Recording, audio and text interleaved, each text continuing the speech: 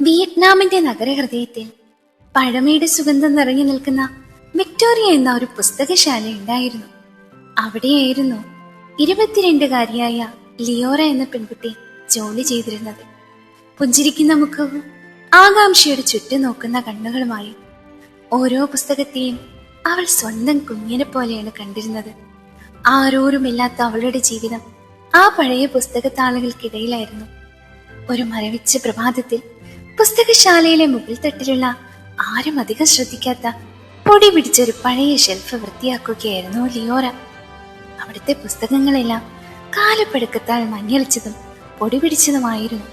അപ്പോഴാണ് സാധാരണ പുസ്തകങ്ങളുടെ കവറുകളിൽ നിന്ന് വ്യത്യസ്തമായി നീലത്തുകൾ കൊണ്ട് പൊതിഞ്ഞതും സ്വർണ്ണ നിറമുള്ള ചിത്രപ്പണികളുള്ളതുമായ ഒരു പുസ്തകം അവളുടെ ശ്രദ്ധയിൽപ്പെട്ടത്. അതിന് ഒരു പേരുണ്ടായിരുന്നില്ല, പകരം ഒരു പ്രാചീനമായ ചിഹ്നം മാത്രം. മറ്റുള്ളവയെ അപേക്ഷിച്ച് അതിനൊരു പ്രത്യേകത അനുഭവപ്പെട്ടു. ഒരു തണുത്ത ചെറിയ കാറ്റ് പോലെ എന്തോ ആ പുസ്തകത്തിൽ നിന്ന് പ്രസരിക്കുന്നതായി അവൾക്ക് തോന്നി. കൗതുകത്തോടെ ലിയോറ ആ പുസ്തകം കയ്യിലെടുത്തു. അതിന്റെ തുകൽ കവറിൽ വിരലോടിച്ചപ്പോ നേരിയൊരു മിന്നൽ അവളുടെ ഉള്ളിലൂടെ കടന്നുപോയി. പുസ്തകം തുറന്നപ്പോ താളുകൾ മഞ്ഞളിച്ചിരുന്നില്ല, പകരം തിളങ്ങുന്ന ലിപികളാൽ എഴുതിയ ഏതോ അജ്ഞാത ഭാഷയിലെ വാക്കുകൾ. ഓരോ താളിലും വർണ്ണാഭമായ ചിത്രീകരണങ്ങൾ, പറന്നുയരുന്ന പക്ഷികൾ, പുരാതനമായ കാടുകൾ, ആകാശത്തിലെ നക്ഷത്രങ്ങളുടെ രൂപങ്ങൾ, എല്ലാം ജീവനുള്ളതുപോലെ. പുസ്തകത്തിന്റെ താളുകൾ മറിക്കുമ്പോൾ ഒരു നേർത്ത സുഗന്ധം മുറിയിൽ നിറഞ്ഞു. സാധാരണ പുസ്തകങ്ങളിൽ നിന്ന് വ്യത്യസ്തമായി താളുകൾക്കിടയിൽ നിന്ന് ചെറിയ വെള്ളി നക്ഷത്രങ്ങൾ പോലെ തിളങ്ങുന്ന കണികകൾ അന്തരീക്ഷത്തിലേക്ക് പറന്നുയർന്നു. ലിയോറയ്ക്ക് ആദ്യം പേടി തോന്നി. താൻ കണ്ടത് യാഥാർത്ഥ്യമാണോ അതോ വെറും തോന്നലാണോ? അവൾ പുസ്തകം അടച്ചു വെച്ച് വീണ്ടും തുറന്നു. അപ്പോഴും ആ മാന്ത്രികത അവൾക്ക് ചുറ്റും തങ്ങി നിന്നു.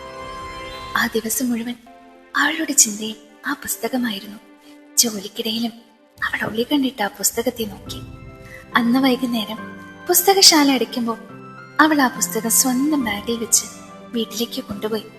ഒരുപക്ഷെ അതവിടെ ഇരുന്നാ നഷ്ടപ്പെട്ടേക്കാമെന്ന് അവൾ ചിന്തിച്ചു. വീട്ടിലെത്തി അവൾ തന്റെ മുറിയിൽ കയറി പുസ്തകം വീണ്ടും തുറന്നു. ഇത്തവണ ഒരു നാൾ തുറന്നപ്പോൾ അതിലെ ചിത്രത്തിന് ജീവൻ വെച്ചതുപോലെ ഒരു ചെറിയ തടാകത്തിന്റെ ചിത്രമായിരുന്നു അത്.